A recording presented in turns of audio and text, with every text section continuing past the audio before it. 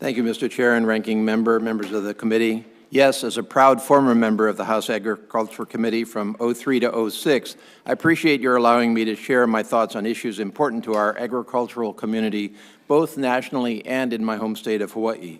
It was just as true then as it is today that American agriculture doesn't much care about partisanship and is, in fact, a unifier across our nation.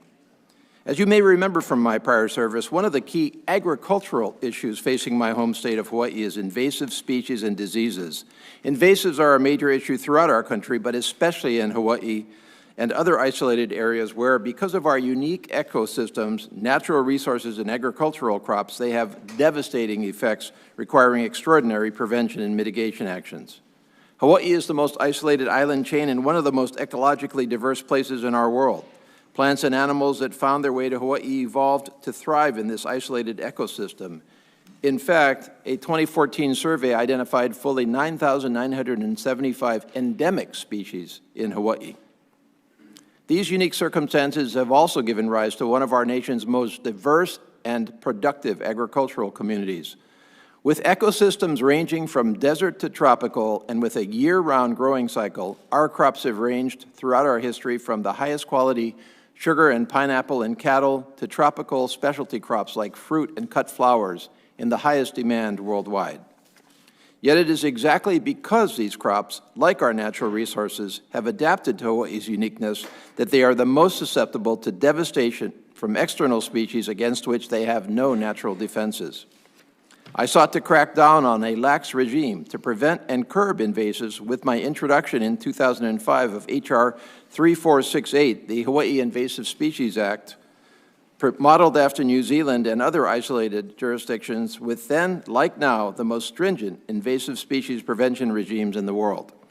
Since then, the consequences to Hawaii of insufficient invasive species prevention have worsened materially. For example, 195 new invasive species have been introduced to Hawaii since then. This accelerating negative effect on our environment and loss of biodiversity is, of course, a major concern from not just a natural resources perspective, but agricultural. In fact, invasive species have drastically impacted agriculture in Hawaii, threatening some of the island's most valuable crops in the state's third largest industry. As just a few examples, the coffee berry borer, which was discovered in Kona in 2010, now infects all of the coffee-growing islands in Hawaii except Kauai. Hawaii's third most valuable crop, the macadamia nut, is under threat from the macadamia felted cockid, which substantially reduces macadamia nut tree yields.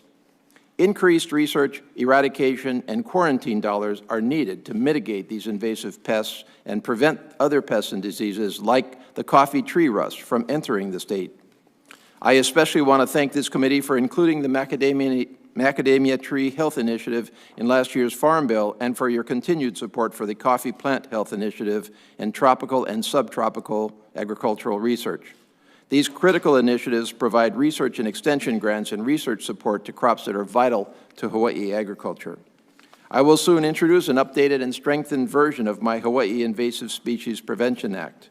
I would deeply appreciate this committee's careful consideration of my proposal, given the unique challenges we face in preventing and controlling invasives and the severe negative consequences to Hawaii from failing to do so. In addition to invasive species, I want to urge the committee to continue its great work on specialty crops, sustainability programs, conservation programs, and rural housing. When I previously served on the Agriculture Committee, most of Hawaii's unique crops were not covered by crop insurance.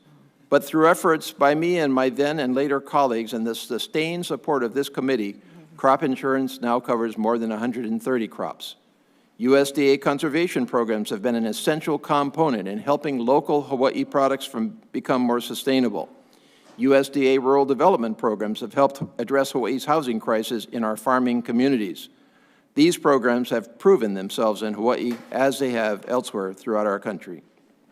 In closing, thank you very much for your leadership in helping our nation's agricultural producers and for your consideration of my Hawaii's unique invasive species and agricultural and rural development needs. Mahalo.